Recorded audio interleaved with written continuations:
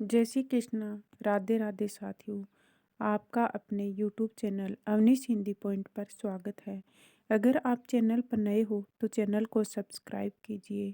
हम हिंदी साहित्य के इतिहास में आदिकाल पूर्ण कर चुके हैं। भक्ति काल के छोटे छोटे 9 पार्ट डाल दिए हैं। आज हम भक्ति काल को पढ़ेंगे। राम काव्य परंपरा पढ़ रहे थे, जिसमें राम काव्य परंपरा की प्रौढ़ रचना पौरुष से रामायण को माना जाता है, जिसके रचयिता नरहरि बारठ हैं। अवध विलास के रचयिता लाल दास हैं। अवध विलास 84 विश्रामों में विभक्त है। कपूर चंद त्रिखा ने गुरुमुखी में रामायण की रचना की थी। सूर सागर के नवम स्कंद के में 158 पदों में राम कथा वर्णित है। निम्बार्क संप्रदाय की सलेमाबाद पीठ के संस्थापक स्वामी परशुराम देव ने दशावतार चरित रघुनाथ चरित में राम कथा का वर्णन किया है। रीतिकाल के प्रवर्तक आचार्य केशवदास ने रामचंद्रिका की रचना की है। रामचंद्रिका के 39 प्रकाशों में विभक्त प्रबंध काव्य है। कहा जाता है कि इस ग्रंथ की रचना एक ही रात में की गई थी। गोस्वामी तुलसीदास ने एक भेंट में प्राकृत का कवि कहा था। उसमें मुक्ति पाने के लिए केशवदास ने रामचंद्रिका की रचना की थी। रीतिकाल के ही एक अन्य कवि सेनापति ने कवित रचना कर चौथी व पांचवी तरंग में राम कथा का वर्णन किया है। आधुनिक काल में भी राम कथा को आधार बनाकर अनेक काव्यों की रचना की गई है। मैथिली शरणगुप्त ने साकेत पंचवटी की रचना की। निराला कृत राम की शक्ति पूजा तुलसीदास राम काव्य से संबंधित रचनाएं हैं। द्विवेदी युग में रामचरित उपाध्याय ने रामचरित चिंतामणि की रचना की थी। डॉक्टर बलदेव उपाध्याय ने भरत के जीवन को आधार बनाकर साकेत संत लिखा। नरेश मेहता करते सबरी संशय की एक रात की गणना राम काव्य में की जाती है। संशय की एक रात में युद्ध के पूर्व की रात्रि में राम के मन का संशय वर्णित है। संशय की एक रात में युद्ध के पूर्व की राम का संशय वर्णित है। राम प्रिया शरणदास ने सीता के जीवन को आधार बनाकर सीतायन प्रबंध काव्य की रचना की। रामचरितमानस के अनुकरण पर मध्य प्रदेश के पूर्व मुख्यमंत्री द्वारिका प्रसाद मिश्र ने अवधी भाषा में कृष्णायन नामक प्रबंध काव्य लिखा। जगदीश गुप्त ने भील बालक शंबुक के जीवन पर शंबुक की रचना की है। खड़ी बोली के प्रथम महाकाव्यकार हरिओद ने सीता परित्याग की घटना को आधार बनाकर वैदेही वनवास प्रबंध काव्य की रचना की है। हनुमान के जीवन को आधार बनाकर कोटा निवासी डॉक्टर दयाकृष्ण विजय ने आंजनेय प्रबंध काव्य लिखा, जिसके लिए उन्हें राजस्थान साहित्य अकादमी का सर्वोच्च पुरस्कार मीरा पुरस्कार प्राप्त हुआ है। राम काव्य की विशेषताएं और प्रवृत्तियां। राम का चरित्रगान मर्यादावाद की विशेषताएं। राम का चरित्रगान समन्वयवादी दृष्टिकोण, लोक कल्याण की भावना, प्रबंध शैली का प्रयोग, शांत रस की प्रधानता, नवरस की अभिव्यंजना, अवधी भाषा का प्रयोग। प्रस्थानत्रयी में गीता, उपनिषद और ब्रह्मसूत्र को प्रस्थानत्रयी के नाम से जाना जाता है और प्रस्थान चतुष्टय में प्रस्थानत्रयी प्लस श्रीमद् भागवत पुराण सम्मिलित है। तो प्रस्थानत्रयी में कौन कौन आते हैं? गीता, उपनिषद और ब्रह्मसूत्र। और प्रस्थान चतुष्टय में प्रस्थानत्रयी प्लस श्रीमद् भागवत पुराण। संप्रदाय। प्रमुख संत संप्रदाय व उनके प्रवर्तक। श्री संप्रदाय या रामानुज संप्रदाय के रामानुजाचार्य हैं। ब्रह्म या माधव संप्रदाय के मध्वाचार्य हैं। रुद्र संप्रदाय के विष्णु स्वामी हैं। निम्बारक हंस या सनक संप्रदाय के निम्बारकाचार्य हैं। उक्त चारों संप्रदायों को वैष्णव सगुण भक्ति के चतुर्थ संप्रदाय के रूप में जाना जाता है। कृष्ण भक्ति के संप्रदाय। राधा वल्लभ वल्लभाचार्य का बाल कृष्ण की उपासना की जाती है। राधा वल्लभ संप्रदाय में वल्लभाचार्य और राधा वल्लभ संप्रदाय हित हरिवंश राधा वल्लभ की। और हरिदास या सखी संप्रदाय स्वामी हरिदास, इसमें निकुंज बुहारी की।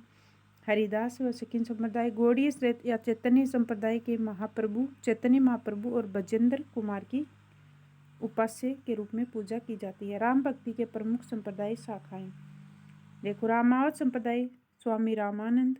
रामानंद संप्रदाय कृष्णदास बिहारी। रसिक शाखा स्वामी अग्रदास, तपसी शाखा किलादास, सवसुखी शाखा स्वामी रामचरण दास। ये हमने ऊपर भी पढ़ लिया है, रिवीजन के लिए पढ़ रहे हैं। तत्सुखी शाखा स्वामी जीवाराम। अब दार्शनिक मत और उनके प्रवर्तक देखते हैं। अद्वैतवाद शंकराचार्य, द्वैतवाद मध्वाचार्य, द्वैताद्वैत या भेदाभेदवाद निम्बार्काचार्य, विशिष्टाद्वैतवाद रामानुजाचार्य, शुद्धाद्वैतवाद विष्णु स्वामी वल्लभाचार्य, अचिंत्य भेदाभेद चैतन्य महाप्रभु। निर्गुण भक्ति के प्रमुख संप्रदाय व उनके प्रवर्तक। कबीर पंथ के धर्मदास, सिख पंथ के गुरु नानक, उदासी संप्रदाय श्रीचंद, दादू पंथ या निर्गुण ब्रह्म संप्रदाय दादू दयाल, लाल पंथ के लालदास, बाबा लाली संप्रदाय के बाबा लाल, बावरी संप्रदाय बावरी साहिबा, निरंजनी का जगन, विष्णोई संप्रदाय का जाम्बोजी, सत्यनामी संप्रदाय का जगजीवन दास, चरणदासी संप्रदाय के चरणदास, शिवनारायणी संप्रदाय के शिवनारायण, साहब पंथ के तुलसी साहब, राधा स्वामी संप्रदाय का स्वामी शिवदयाल और खालसा पंथ के गुरु गोविंद हैं। भक्ति काल की अन्य प्रवृत्तियां। भक्ति काल का इतर साहित्य या फुटकल रचनाएं। भक्ति काल की प्रधान प्रवृत्ति ईश्वर भक्ति थी, किंतु इस युग में कुछ रचनाएं ऐसी थी जिसमें इस काल की प्रधान प्रवृत्ति भक्ति से मेल नहीं खाती। ऐसी रचनाओं को शुक्ल ने भक्ति काल के छठे व अंतिम प्रकरण भक्ति काल की फुटकल रचनाओं में स्थान दिया है। ऐसे कवियों की संख्या शुक्ल ने 22 मानी है। रामचंद्र शुक्ल के अनुसार नरोत्तम दास, गंगकवि, रहीमदास, कृपाराम, केशवदास, सेनापति आदि को भक्ति काल की फुटकल रचनाएं प्रकरण में स्थान दिया गया है। तो नाम कौन कौन से? नरोत्तम दास, गंगकवि, रहीमदास, कृपाराम, केशवदास, सेनापति आदि। नगेंद्र ने ऐसे कवियों का वर्णन भक्ति काल की अन्य काव्य की प्रवृत्ति शीर्षक से किया है। भक्ति काल में वीर काव्य रचा गया। भक्ति काल में सिरधर, नलसिंह, दुर्साजी आडा, नयामत खान जान, राव जेतसी, रासोकार, कुंभकर्ण, दयाराम आदि कवियों ने वीर रसप्रक प्रबंध काव्य की रचना की। सिरधर ने रणमल छंद की रचना की, जिसमें ईडर गुजरात के राजा रणमल का सूर्य वर्णित है। शुक्ल ने सिरधर का वर्णन आदिकाल के देश भाषा काव्य प्रकरण में किया है। विजयपाल रासो के रचयिता नलसिंह है, जिसे शुक्ल जी ने आदिकाल की रचना माना है, और नगेंद्र ने भक्ति काल की। तो ये बात महत्वपूर्ण है कि विजयपाल रासो की शुक्ल ने तो आदिकाल में और नगेंद्र ने भक्ति काल में माना है। इस कृति में करौली के निकट विजयगढ़ रियासत के राजा विजयपाल की वीरता के 42 छंदों में वर्णित है। कुंभकर्ण ने रतन रासो की रचना की। इसमें रतन रासो के राजा रतन सिंह की वीरता का वर्णन है। सर्वाधिक प्रेमक खानों के रचयिता न्यामत खान जान ने क्याम खां रासो की रचना की थी। तो सबसे ज़्यादा ये बात पहले पढ़ी है कि किसने लिखे थे प्रेमक खान? न्यामत खान ने। राव जेतसी रासो किसी भी अज्ञात कवि की रचना, जिसे बीकानेर नरेश राव जेतसी तथा हुमायूं के भाई कामरान का युद्ध वर्णित है। दुर्साजी आडा ने डिंगल भाषा में विरुद्ध छिहत्तरी की रचना की, जिसमें महाराणा प्रताप का यशोगान किया गया है। राणा रासो के रचयिता दयाराम है। इस ग्रंथ में सिसोदिया वंश के राजाओं की वीरता वर्णित है। रतन रासो कुंभकर्ण की, राणा रासो दयाराम। भक्ति काल के चरित काव्य। सुधार अग्रवाल रचित प्रदुमन चरित ब्रज भाषा की प्राचीनतम रचना मानी जाती है। कानड़देव प्रबंध के रचयिता पद्मनाभ हैं और गौतम रास अज्ञात जैन कवि की रचना है। अकबर का दरबारी काव्य। भक्ति काल राजनीति की दृष्टि से अकबर के आधिपत्य का काल था। अकबर के दरबार में पृथ्वीराज राठौड़, गंगकवि, रहीमदास, तानसेन, बीरबल आदि साहित्यकार रहा करते थे। पृथ्वीराज राठौड़ के बीकानेर का निवासी था, जिसने बेली किशन रुक्मणी की रचना की थी। तो राजस्थान के कवियों के बारे में पूछा जाए तो पृथ्वीराज राठौड़ राजस्थान के थे। कन्हैयालाल सेठिया ने अपनी प्रसिद्ध कविता पाथल और पीथल में पृथ्वीराज को पीथल कहकर संबोधित किया है। बीरबल की प्रसिद्ध बुद्धिमान और मनोविनोदी व्यक्ति के रूप में हैं। बीरबल का वास्तविक नाम महेश दास भट्ट था। इनका कोई स्वतंत्र ग्रंथ नहीं मिलता। तानसेन ग्वालियर के निवासी थे, जिनका वास्तविक नाम तन्नू पांडे था। ये ध्रुपद शैली के जानकार थे। तत्कालीन भक्त कवियों में हरिदास, सूरदास, गोविंद स्वामी आदि से आपका निकटवर्ती संबंध था। गंग कवि का पूरा नाम गंगा प्रसाद था। खड़ी बोली गद्य की प्रथम रचना मानी जाने वाली कृति चंद छंद वर्णन की महिमा को लेखक गंग कवि हैं। शहजादा खुर्रम का पक्ष लेने के कारण नूरजहां ने इन्हें हाथी से कुचलवा कर मरवा दिया था। इनके विषय भिखारी दास ने लिखा है। तुलसी गंग दोऊ भय सुकविन के सरदार। रहीमदास। अकबर के नवरत्नों में एक माने जाते हैं। अकबर के अभिभावक बैराम खां के पुत्र थे। अकबर ने इन्हें खान खाना की उपाधि से सम्मानित किया था। अपनी दानशीलता के कारण भक्ति काल के कर्ण कहे जाते हैं। तुलसीदास के अभिन्न मित्र थे। तुलसीदास ने रहीम के कहने पर बैरवे रामायण की रचना की। नगर शोभा, बैरवे नायिका भेद, दोहावली, मदनाष्टक आदि इनकी प्रमुख रचनाएं हैं। नगर शोभा में रहीमदास ने विभिन्न जातियों की स्त्रियों का वर्णन किया है। इस ग्रंथ में अकबर ने मीना बाजार की झलक दिखाई पड़ती है। बैरवे नायिका भेद में काव्य शास्त्र की विभिन्न प्रकार की नायिकाओं का वर्णन हुआ है। मदनाष्टक में राधा कृष्ण लीला से संबंधित 8 पद मिलते हैं। दोहावली में नीति संबंधी दोहे संकलित हैं। इन्होंने फारसी में से संस्कृत में खटे कौतुक जातकम शीर्षक से ज्योतिष संबंधी ग्रंथ की रचना की है। वाकयात बावरी का तुर्की से फारसी में अनुवाद किया रहीमदास ने। अकबर व जहांगीर के काल में इनका बहुत सम्मान था। रहीमदास का अंतिम समय आर्थिक अभाव व कष्टों में व्यतीत हुआ। शहजादा खुर्रम शाहजहां के पक्ष लेने के कारण नूरजहां ने इनकी सभी राज की सुविधाएं बंद करवा दी और इनके पुत्रों की हत्या करवा दी। भाषा पर तुलसी का सा अधिकार हम रहीम का ही पाते हैं। यह बात किसने कही? शुक्ल ने। सूरतीय नरतीय नागतीय यह चाहत सब कोय, गोद लिए हुलसी फिरे तुलसी सो सुत होय। तो ये सूरतीय नरतीय नागतीय यह चाहत सब कोय, ये बात तो तुलसीदास जी ने कही थी। और ये बात तुलसी ने कही। तो गोद लिए हुलसी फिरे तुलसी सो सुत होए, ये बात किसने कही? रहीमदास जी ने। इनकी उक्तियां ऐसी लुभावनी हुई कि बिहारी आदि परवर्ती कवि भी इसमें भूतों का अपहरण करने का लोभ न रोक सके। रामचंद्र शुक्ल की यह उक्ति रहीमदास के लिए कही गई है। करपाराम की हितरंगिणी में रीति ग्रंथों का आरंभ माना जाता है।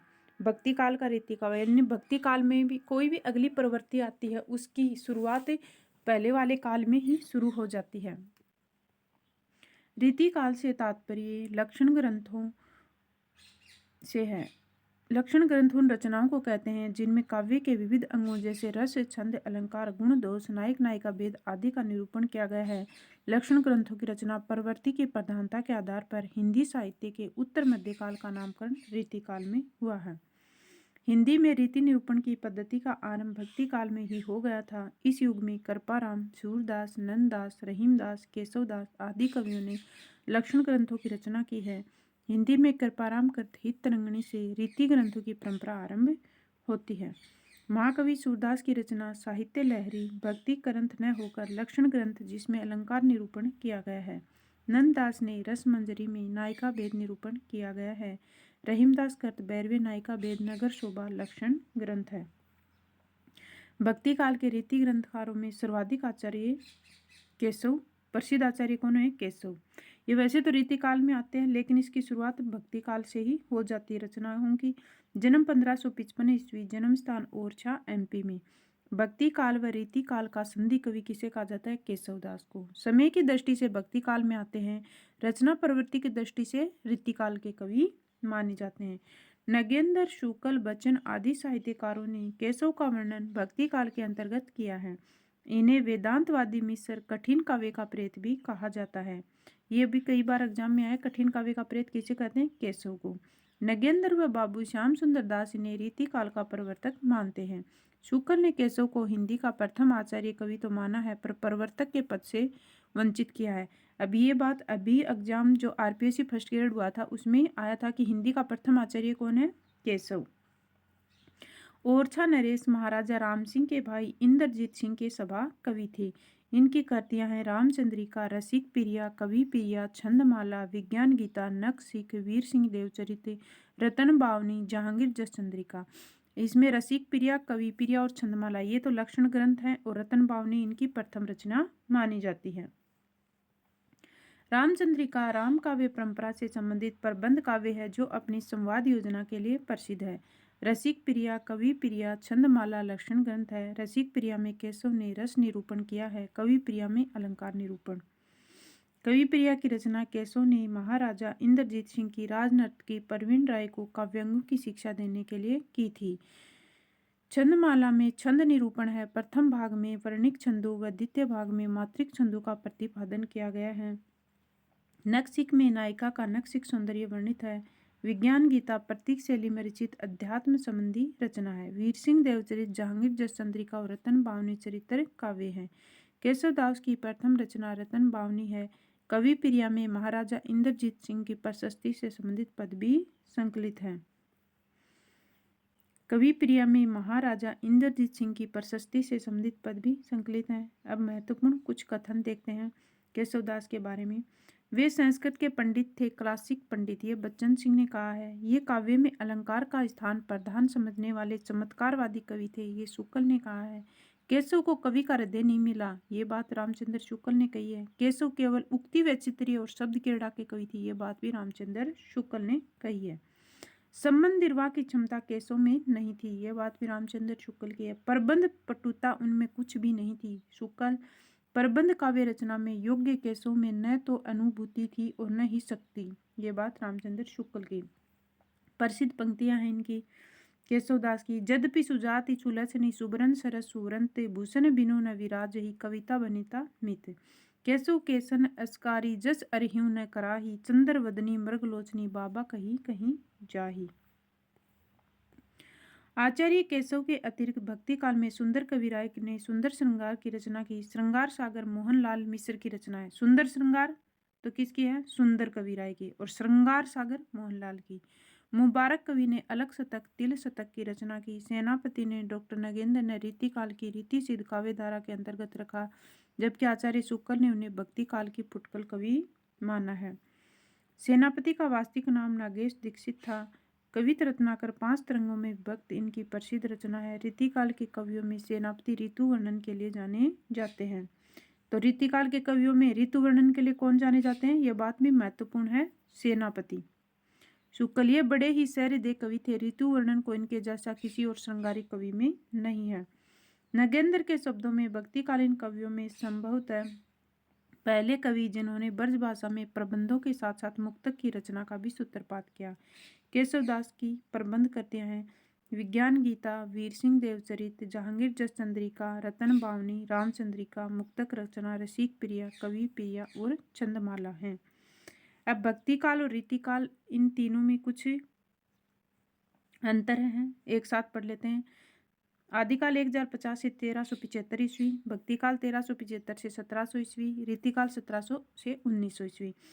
आदिकाल में रणप्रिय, राज दरबार, वीर रस का प्रयोग, राजस्तुति, तलवारों की टंकार और युद्ध भूमि का वर्णन था।